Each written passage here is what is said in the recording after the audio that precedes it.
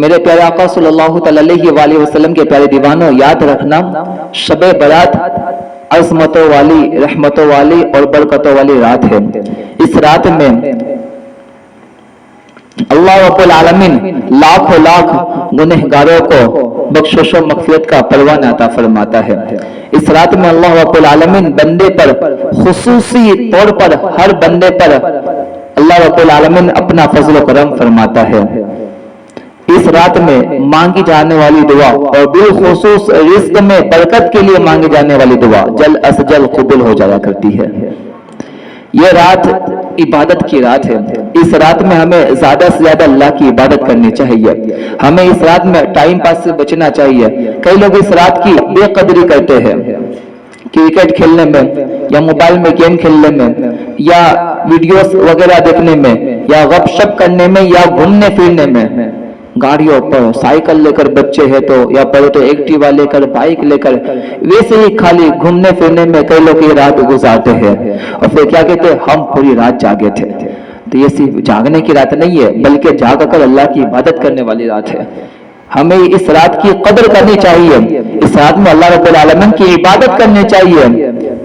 حضور پاک صلی اللہ علیہ وآلہ وسلم نے ارشاد فرمایا کہ 5 راتیں ایسی ہے کہ جو کوئی شخص ان 5 راتوں کو زندہ کرے، یعنی کیا مطلب اس کا کہ بندہ اگر ان 5 راتوں کی قدر کرے، ان 5 راتوں کو جاگ کر اللہ کی عبادت کرے تو پھر اس پر اللہ رب العالمین جنت واجب فرما دیتا ہے۔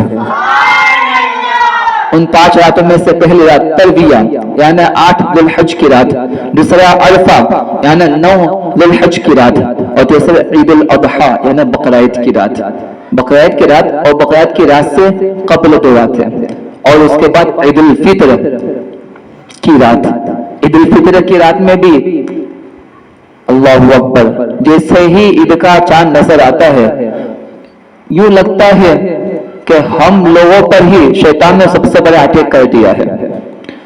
شیطان جیسے ہی آزاد ہوتے اللہ ماشاء اللہ نمازوں میں سستی ہو جایا کرتی ہے، عشاء کے نماز تک کئی لوگ نہیں پڑھا کرتے ہیں، بس ایسے ہی خرید و فروخت میں ہی کئی لوگ یہ رات گزار دیتے ہیں۔ حالانکہ یہ عید الفطر کی جو رات ہے نا، یہ بھی بڑی برکت والی رات ہے۔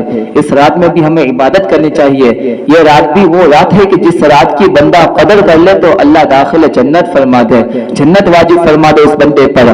فرمایا گیا کہ 4تھی رات عید الفطر کی رات ہے اور 5ویں رات شعبان المعظم کی 15ویں رات یعنی شب برات ہے۔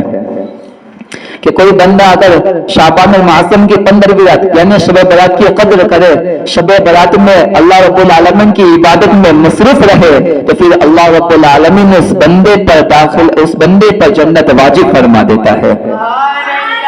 اللہ رب العالمین ہمیں تمام مقدس اور قدر کرنے والی راتوں کی قدر کرنے کی توفیق عطا فرمائے۔ استغفر اللہ ربی من کل ذنب